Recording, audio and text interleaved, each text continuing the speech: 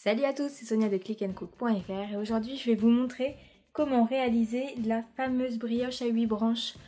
Ça a été une des épreuves du meilleur pâtissier de l'émission qu'il y a sur M6. Donc je me suis dit, lance-toi et réalise-la. Et je vais du coup vous montrer comment faire. J'ai fait une pâte à brioche de base et j'ai divisé ma totalité de la pâte en 8 boules de poids égales. Maintenant, je vais les rouler en boudin d'une épaisseur d'environ 2-3 cm. C'est parti.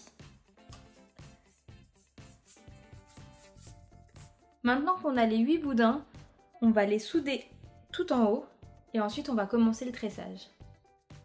Les 8 boudins sont soudés, c'est parti. On a 8 boudins. Donc 1, 2, 3, 4, 5, 6, 7, 8.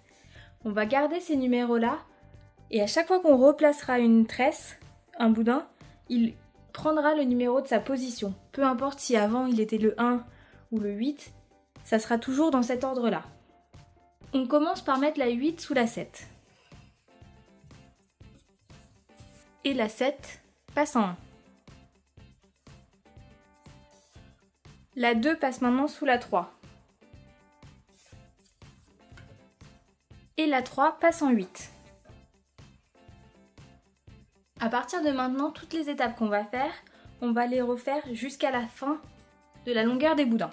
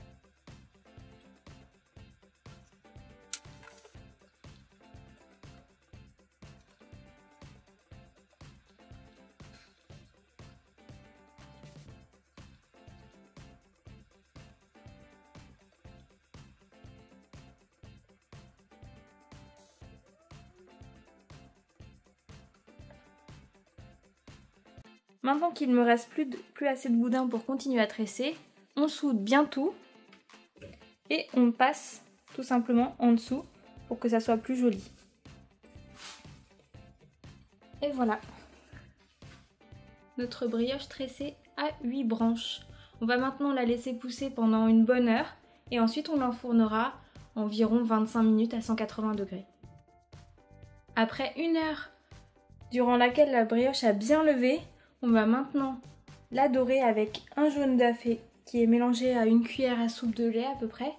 Et ensuite on va la mettre au four à 180 degrés pendant 25 minutes environ. Là le four est en train de préchauffer, il faut qu'il soit bien chaud quand on va la mettre.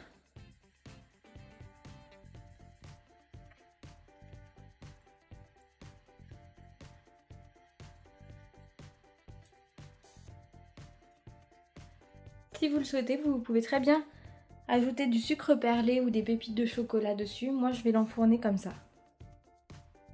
Voilà, après 25 minutes de cuisson, la brioche est maintenant cuite. Elle est bien dorée, bien brillante. On va couper une part pour voir la texture. Vous voyez, la mie est bien aérée. On fait comme dans le meilleur pâtissier, on appuie dessus. La sensation est très sympa. Et niveau du goût,